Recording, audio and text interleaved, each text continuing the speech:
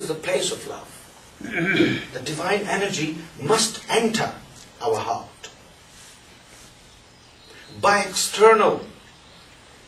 exterior forms of worship, the divine energies do not enter the hearts. So what we do, we simply implant the Lord's name. It doesn't matter what name do you call upon God. It doesn't really matter.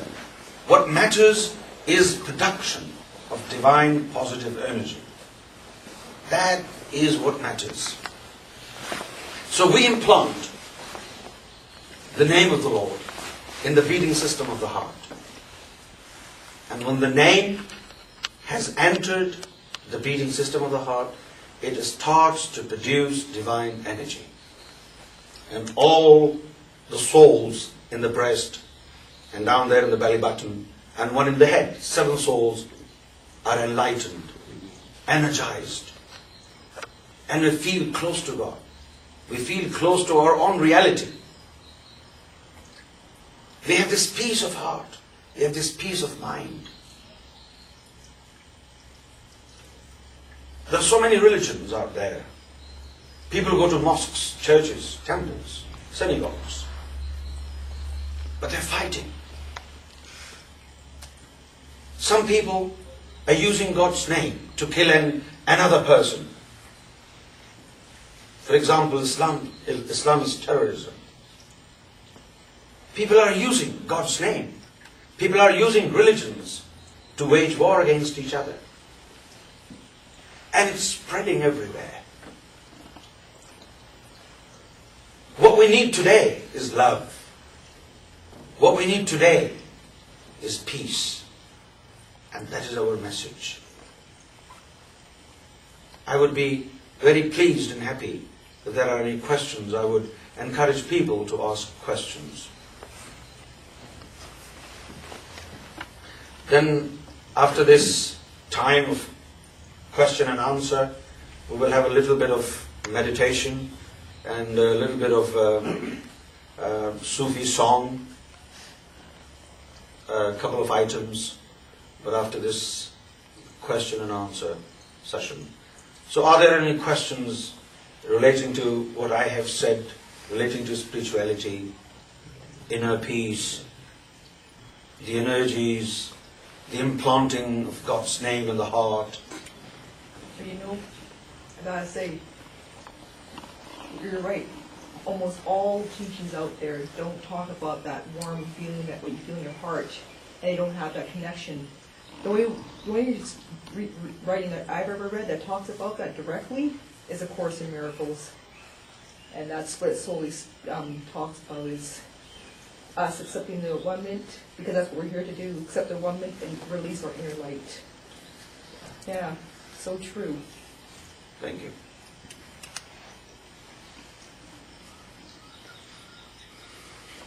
No, actually, another thing I want to ask you. You said it with this, when you see what the demons, or not the demons, but the other souls that are born with us, or the other parts of us. You're talking about the chakras. Those are individual souls. Yeah. Individual parts of our soul. Yeah, the chakra system. Yeah, that's interesting. I never thought about it that way. Yeah, the chakra system, yeah. So that's what everybody calls it. Yeah, that's what I referred to. Yeah. The chakra system. We need to actually, we need to render spiritual energy to that particular spirit, because this is the bone of contention.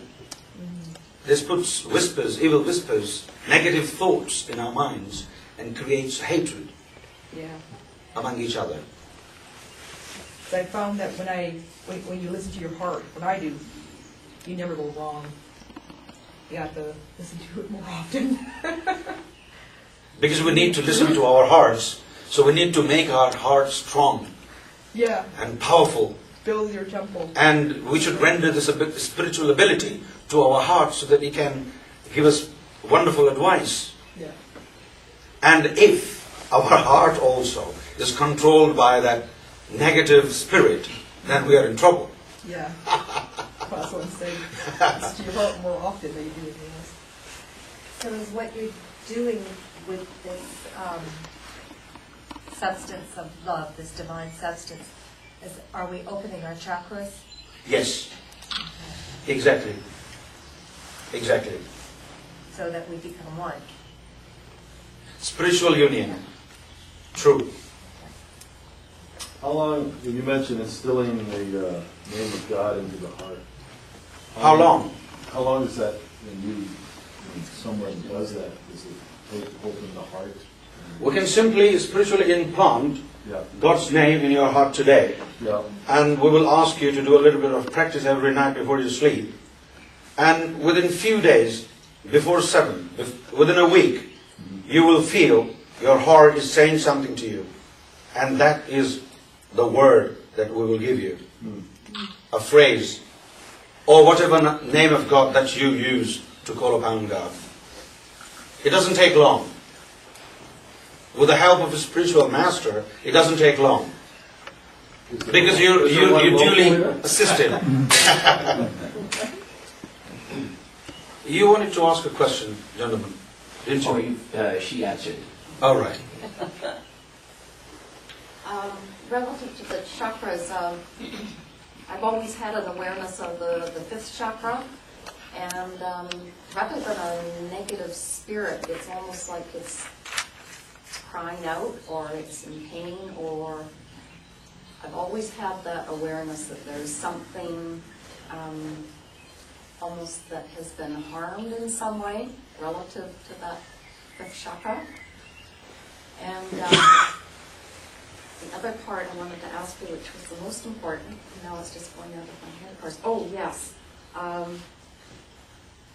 You said that the methodology that Yes. you referred to creates, it sounds like a direct communication almost. Is that what you're saying, a communication with God?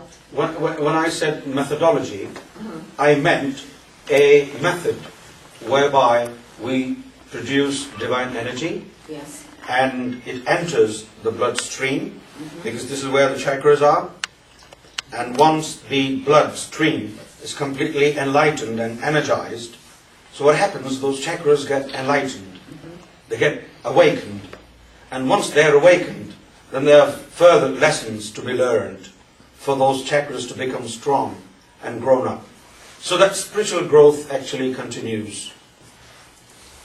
Do you think, I'm sorry, the last part of the question, which is relative to what you just responded to, is it possible that there are many times where I hear like a conversation in my head, but it's not the negative, and it's not me, but it's of a very high, beautiful place? It can happen. It can happen to people who have this potential. I don't think you're going to be offended if I use that word. The potential sainthoodship. Yes. Some souls are from the elite group.